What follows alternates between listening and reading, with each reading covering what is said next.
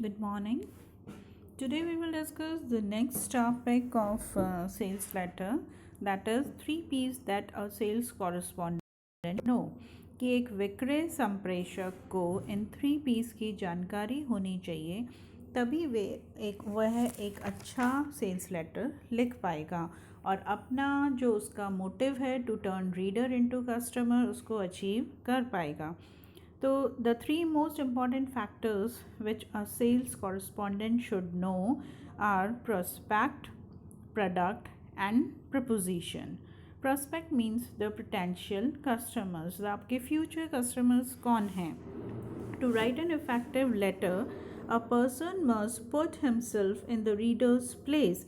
कि एक अच्छा इफेक्टिव सेल्स लेटर लिखने के लिए जो सेल्स कॉरेस्पॉन्डेंट है उसे अपना खुद को रीडर की जगह पर रख कर सोचना होगा कि एग्जैक्टली उसकी क्या डिज़ायर है, क्या वांट्स है, क्या इच्छाएं हैं, उसको किस में इंटरेस्ट है, उसको प्रोडक्ट में क्या क्या फीचर्स चाहिए हैं, उसके बारे में पूरी जानकारी होनी चाहिए. Then only he can understand the reader's response to the message carried by the letter. Understanding the prospect is understanding of their wants and offering goods and services or proposition from their point of view. उनकी क्या ज़रूरतें हैं, क्या इच्छाएं हैं, उनको ध्यान में रख कर आप अपने सेल्स लेटर को, अपने प्रोडक्ट को उसको उसी तरीके से उसके पॉइंट ऑफ व्यू से ही आप उस तक पहुंचाएंगे.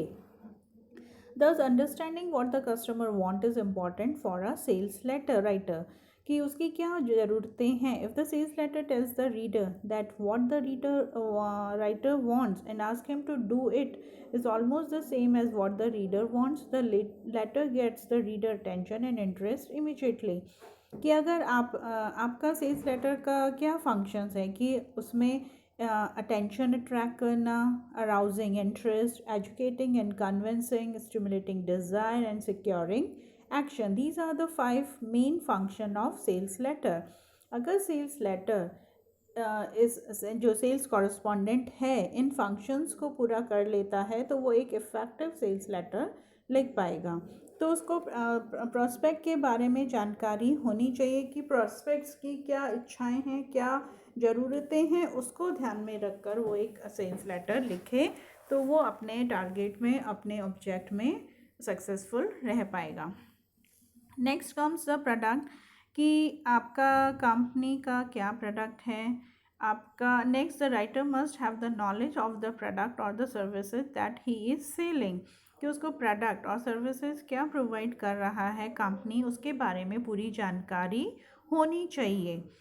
कि then only he can educate the prospect in the use of his goods and convince them that his goods are better than or superior to those of his competitor and can offer them the goods they desire.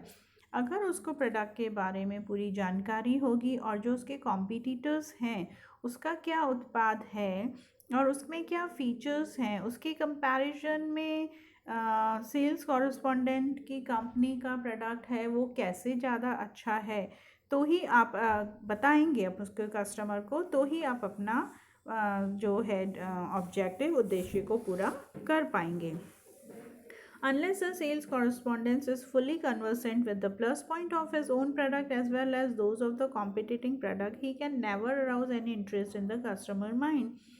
कि एक विक्रय संप्रेषक को खुद के product और competitor product के बारे में पूरी जानकारी होनी चाहिए, तभी वो कस्टमर के माइंड में इच्छा जागृत, रुचि उत्पन्न कर पाएगा और इच्छा जगा पाएगा. Next comes the proposition. Proposition means a proposition is an offer items. For example, price, document, warranty, money back guarantee, performance, repair, replacement, services, etc. कि प्रोडक्ट के साथ आप एक्स्ट्रा क्या ऑफ़र दे रहे हैं अपने कस्टमर को, उसकी भी आपको पूरी जानकारी होनी चाहिए. क्योंकि जो भी कस्टमर जब प्रोडक्ट को परचेज़ करने की सोचता है तो वो प्रोडक्ट के साथ एक्स्ट्रा ऑफर्स जो सेलर दे रहा है उसको भी कंपेयर करता है. Hence, a sales correspondent must study his terms from this angle and make them more attractive and competitive in order to make them readily acceptable to his customer. तो sales कॉरस्पॉन्डेंट्स को पता होना चाहिए, विक्रय संप्रेषक को पता होना चाहिए कि कस्टमर किसको ज़्यादा इम्पोर्टेंस देगा। ऑफ़र प्रोडक्ट तो है ही उसके लिए इम्पोर्टेंट, पर उसके साथ जो आप एक्स्ट्रा ऑफर्स दे रहे हैं वो कैसे उसको ज़्यादा अट्रैक्ट करेंगे।